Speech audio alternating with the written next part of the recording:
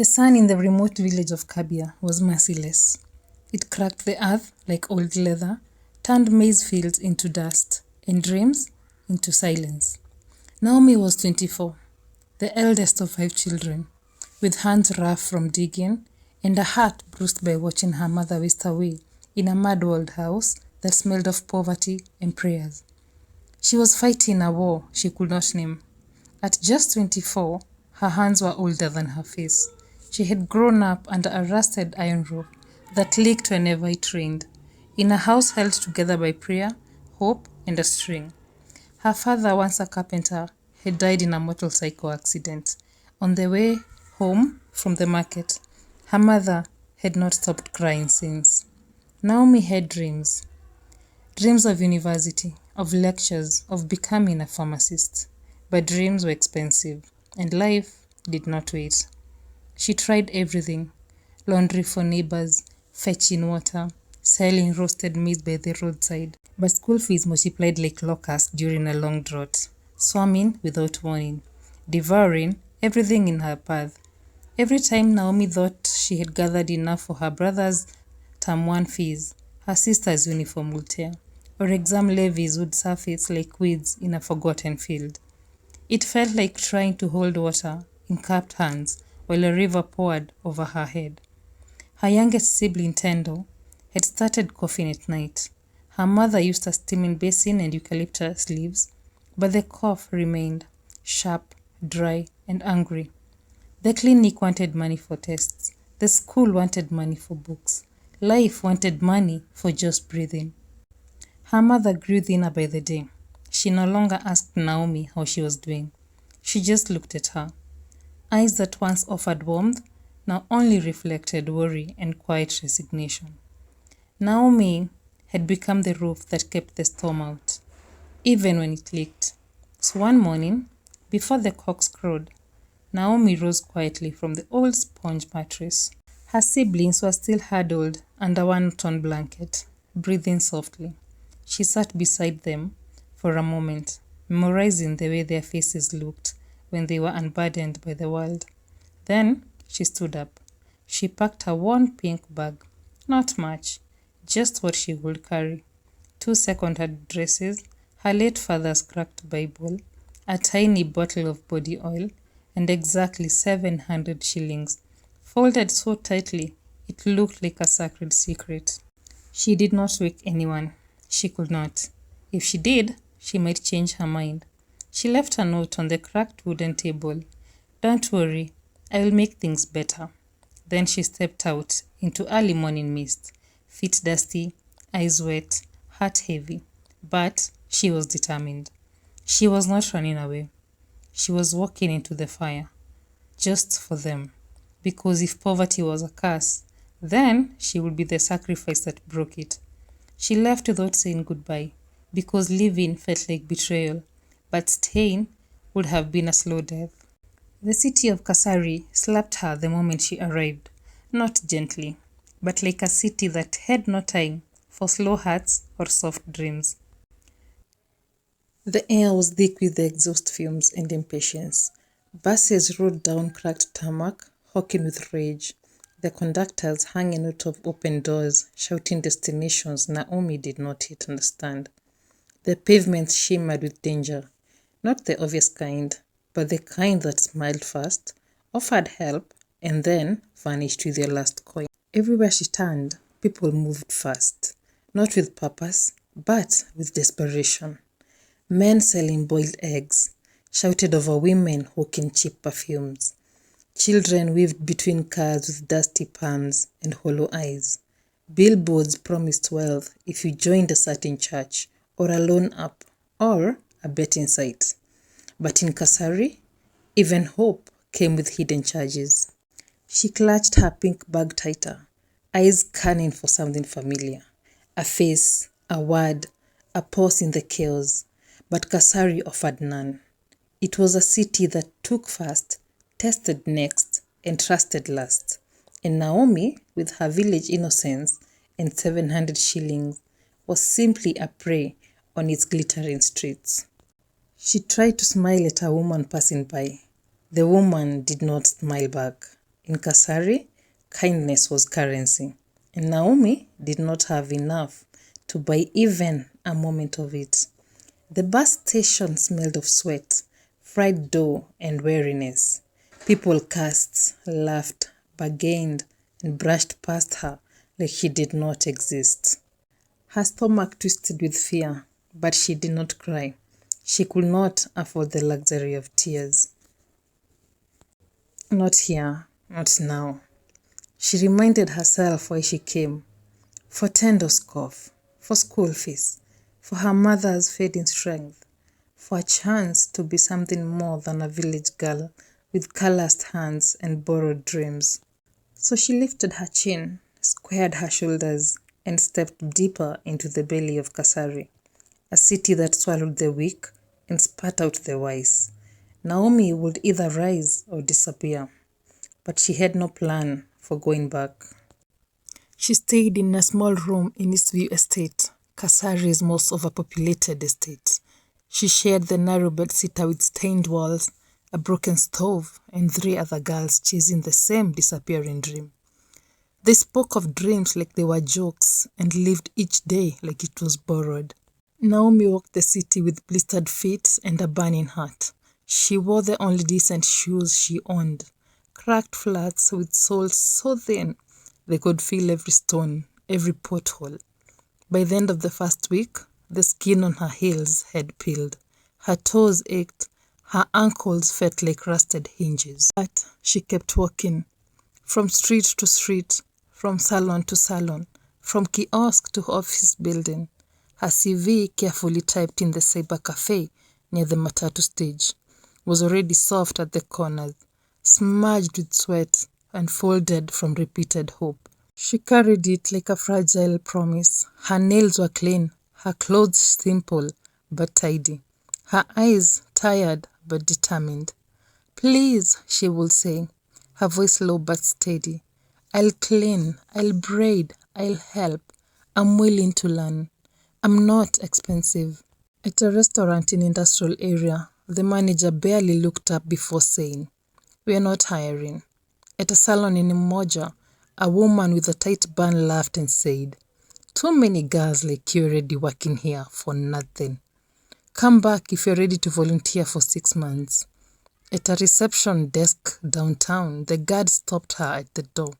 "Do you have an appointment?" She shook her head. He waved her away like a fly. Every no chipped at her, but she kept moving.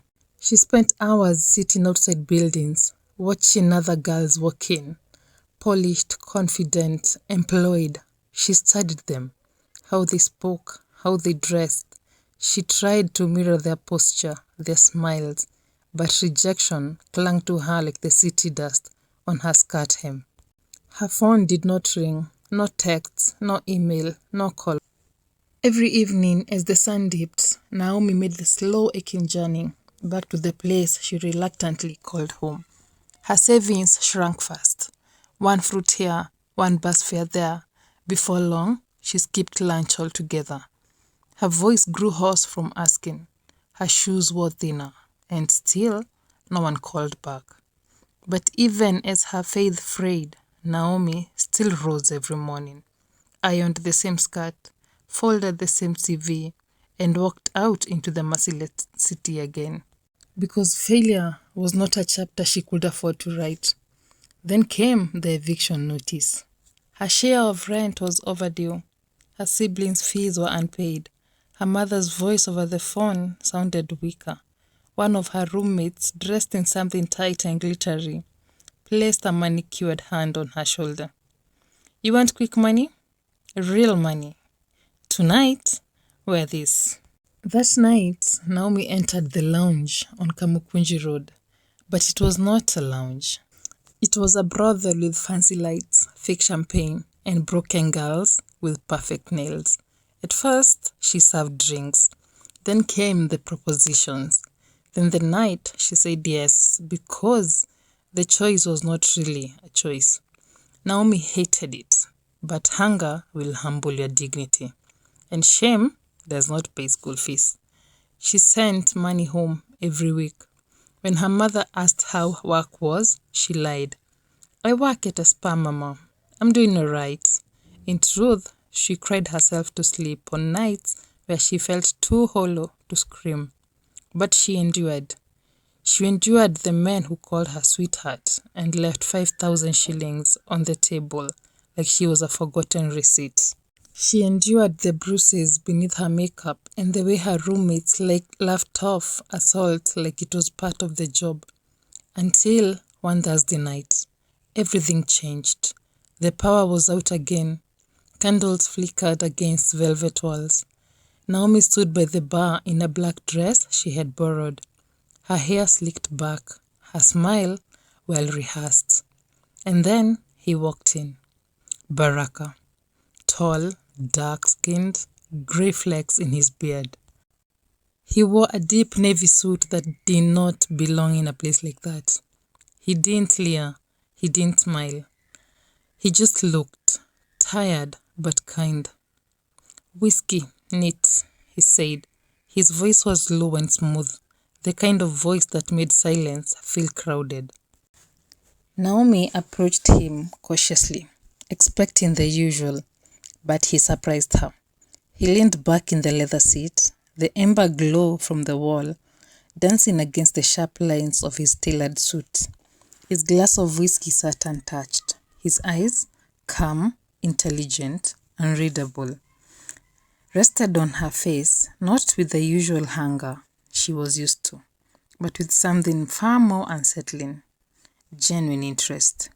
His voice was deep, smooth like velvet, worn in the right places, the kind of voice that did not have to raise itself to command a room. "What's your name?" he asked. The question was simple, but Naomi froze for a bit. No one had asked her that in weeks. Not like this, not softly, not without following it with a prize. Usually it was, "Sweetheart, how much for the night?" Or, "Madam, do you offer full service?" But this man asked like he wanted to remember it. She cleared her throat, suddenly aware of the chipped polish on her nails, the borrowed heels biting into her toes, the fake perfume clinging to her wrist. For a second, she wanted to lie, to give him the name she sometimes used when she didn't want to be found later. But his gaze held hers, steady and curious, not judging, just waiting. "Naomi," she finally said, her voice barely above a whisper. "My name is Naomi." She almost regretted saying it, like she had offered him a piece of herself that no one else had bothered to ask for. He nodded once, slowly, as if tucking her name somewhere safe. "Naomi," he repeated. "That's a beautiful name." The way he said it, it was not flirtatious. It was acknowledgement, like she was not just another girl in a dress meant to please. In that moment, beneath the soft jazz humming through the lounge, Naomi felt something she had not felt in a long time.